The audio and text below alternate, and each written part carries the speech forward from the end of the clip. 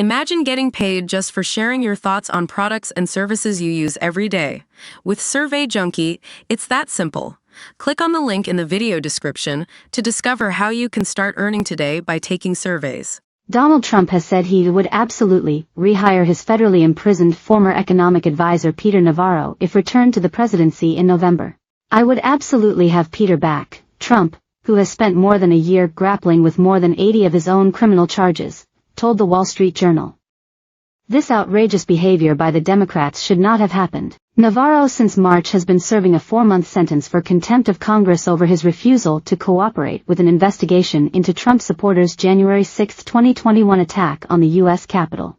In the article that quoted the former president's plan of rehiring him if he defeats Joe Biden during the fall election, Navarro boasted that he would not want Trump to use his pardon powers on him because he believes he will successfully challenge his conviction and be ordered freed by the U.S. Supreme Court.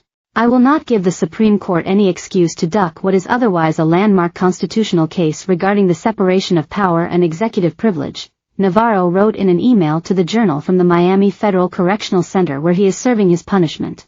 Navarro issued those comments despite the fact that the Supreme Court has twice denied requests from him to be released from prison.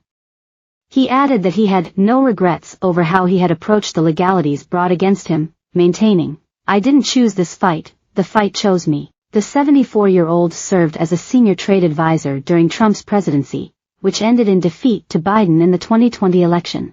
Congress subpoenaed him in February 2022 to answer questions and produce documents about Trump supporters' attack of the U.S. Capitol in a desperate but unsuccessful attempt to prevent certification of Biden's electoral victory.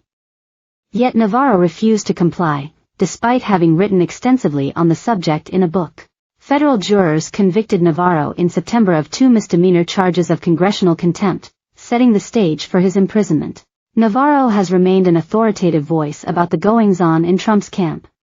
Several members of the former president's inner circle have visited Navarro during his confinement, prompting speculation, even before Friday's Wall Street Journal report, that he could play a key role in a second Trump administration. A second Trump administration remains a possibility despite the fact that 4 indictments across various jurisdictions have charged the former president with 2020 election subversion, improperly retaining classified materials after leaving the Oval Office and illicitly covering up hush money payments to an adult film actor. A trial in New York City centering on the hush money is scheduled to resume with closing arguments on Tuesday. Mainstream economists perceive Navarro's trade views to be on the fringe. He is vocally critical of Germany as well as China, accusing both nations of manipulating currency.